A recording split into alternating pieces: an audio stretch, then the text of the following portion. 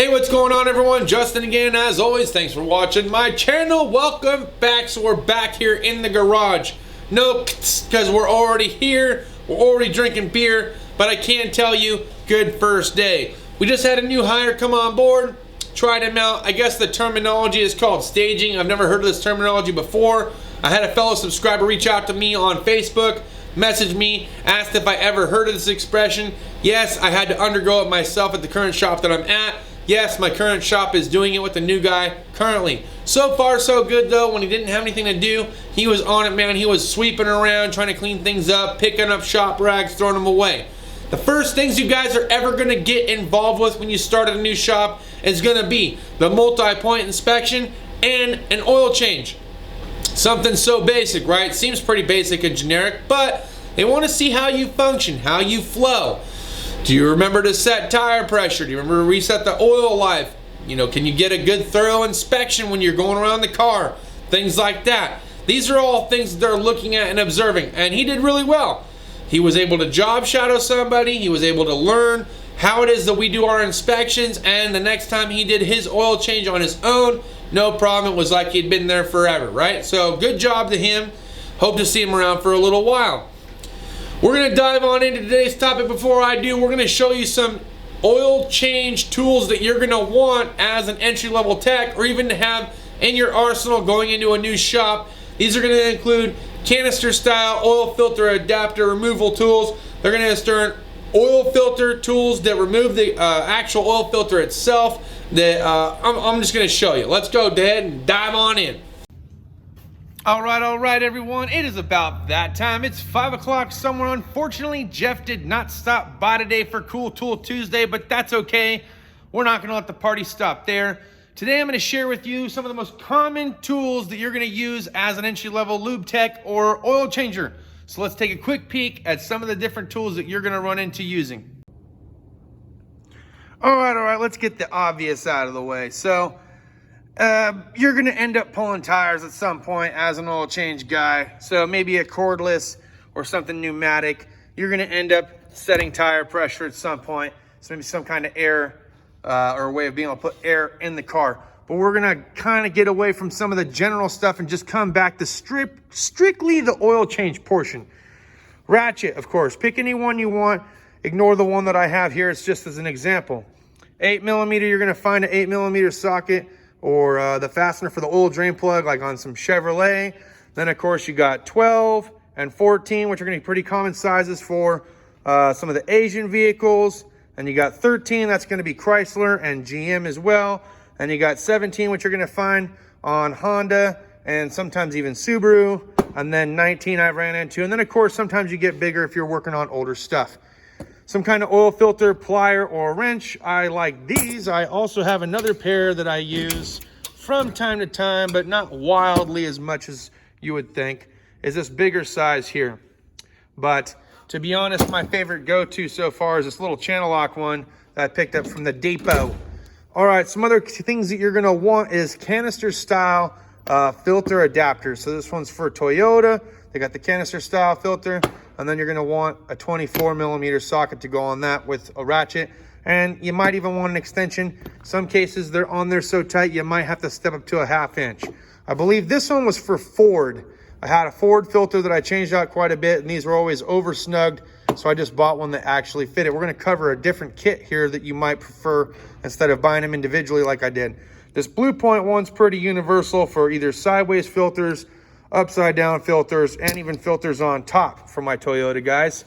Lifting this up, this is a Matco canister style filter that I most commonly use on Chrysler, but I found myself using it on Ford for the diesel fuel filters as well as their oil filters, and then with Chrysler, and then of course these also fit the Dodge Ram fuel filter housing adapter as well. So pretty common set to have if you're a Chrysler guy or a Ford guy. Here's the set that Shane has, and this is the one that I was telling you guys about. 10-piece heavy-duty end cap filter wrench set. Here's the part number.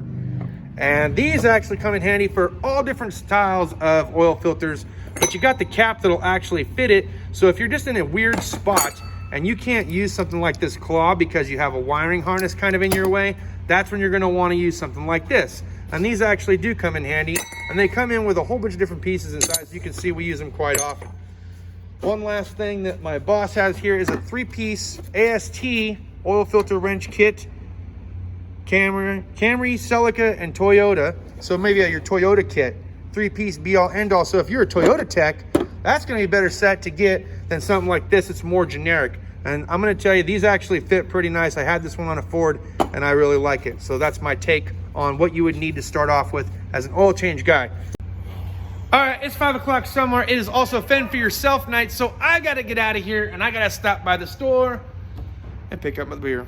All right, so now you guys got a chance to see some of the oil filter tools and oil change tools that I use on a regular basis when I'm going through and doing service work. Things that you didn't see was like a grease gun or some kind of pneumatic grease machine that can put grease into certain fittings, because lube, right? So it's not just oil. You also got to lube certain joints that have the little Zerk fittings that you can attach an adapter to it. I didn't have any to show you and display to you today, but I think you kind of understand where it is that I'm going with this. You have your ratchet, your sockets, you got the oil filter removal tools. Some of them come in a 3-jaw, some come form fitted, some are specific to Toyota or specific to Honda. But either way, these kits and these tools that I've showed you here today, even down to the claw and jaw, reach and grab pliers, are going to serve you really well. All right, the second thing we're going to dive on into is trying to adapt and overcome. I had a job today where I had a specialty wrench that wouldn't fit because it was too long. Stubby wouldn't fit because the head was too thick. I needed an ultra thin wrench and half the length. Unfortunately, Husky, you had to take the beating. I'll show you down here in a video clip, but I had to cut this thing in half to get the size that I needed in order to finish a job, right? I had to tighten up this fuel line. The only way I can get to it was to actually cut my wrench in half and snug it up. It worked, but now it won't work for anything that I need a little bit more leverage on. I'm gonna have to hope that it holds up the way that it is or weld it back together. That's the nature of the beast. Other question that I had earlier today while I was at work was from Chris, aka Client Graphics, and I'll try to remember to put his link down in the description. He was asking me if I had any problems with the friction ring, aka the snap ring on the Milwaukee 1/2 inch with the Tecton sockets, the impact sockets that he gave me. No, I did not. Had no issue whatsoever.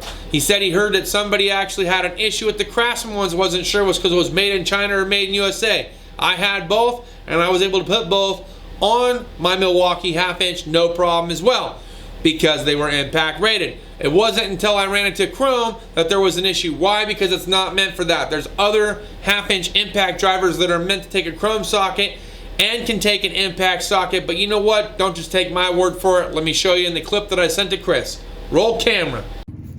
Yeah, I know the Tecton impact sockets that you were asking about in 1/2 inch, they fit just fine on the friction ring for the Milwaukee.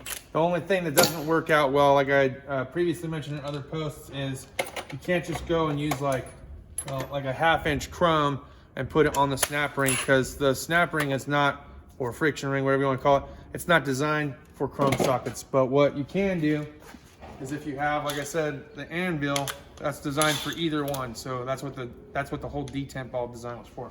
All right, so now you guys can see my issue with the Milwaukee versus the DeWalt as far as it taking both sockets and the other one not taking both. But you know what? That doesn't mean that either tool is superior over the other. They both seem to keep doing what they're supposed to be doing. We're gonna dive into one more piece of the topic, and then I'm gonna wrap it up for tonight. Okay, when you have a component on your vehicle that is failing or has failed, it's in your best interest to have it replaced. Otherwise, you're gonna run into an issue where it's gonna cost you a lot more. Prime example, pictured down here, we had a customer came in with the complaint that their vehicle was absolutely fried, no lights, no nothing right. Turns out the PCM was fried. Why was the PCM fried? Because of this picture down here, okay? The starter, for whatever reason on the Chrysler Pacifica, where the B positive cable goes in, was facing down. The stub was facing down. So when the engine mount gave out, it was touching against that stud, caused it to arc, shorted and fried out the computer. So the computer had to be replaced, all because they didn't replace the mount. Now, what is the most expensive repair here? It's not the PCM, I'll tell you that. It's pulling the engine out, trying to extract the fastener if you can. And if you can't, because it's in the block, you're going to have to replace the entire engine, all because you didn't want to spend a few bucks during the time that your engine mount was failing you. They instead threw a chain around it to hopefully prolong it, and all it did was it prolonged the inevitable, which was spending a lot of money to get it fixed. So they requested us to put a PCM in so they can get a little bit more time out of it. Okay, so now you're willing to spend a little bit more than the minimum repair, which at that time would have been just to replace the mount. You're replacing the computer, and you want us to jerry-rig the mount by putting some tape or whatever on it just so we can get a few more miles down the road until you can afford to do the engine job, or at least pull the engine and try to extract it, which is going to cost you more money. All the while, you could have just replaced the mount and never ran into the issue. So I don't know what it is. I understand. If you have a problem and you can't afford it on that car, and that's your A to B, I feel for you. I do. I feel for you. I know it gets expensive. But don't continue to drive it around until it becomes a worse problem and something more catastrophic happens, because it's just a snowball effect. It's just going to keep happening and happening and happening until eventually the vehicle's not worth a damn, which is this in itself. This vehicle is not worth how much it's going to cost to do all this work. So right now, they want us to bubble gum it back together so they can actually take it home and think about it. My guess is they're going to take it home and either sell it to somebody that doesn't want to look underneath, because on vans, you got to get on ramps and throw jacks underneath it, right? Or they're going to dump it off as a trade. I don't know.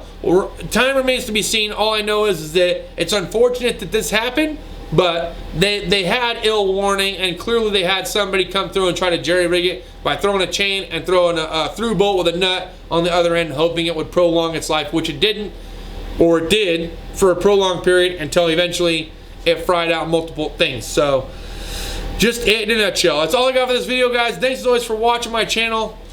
Cheers to those of you who have beers. We'll see you guys next time. Deuces.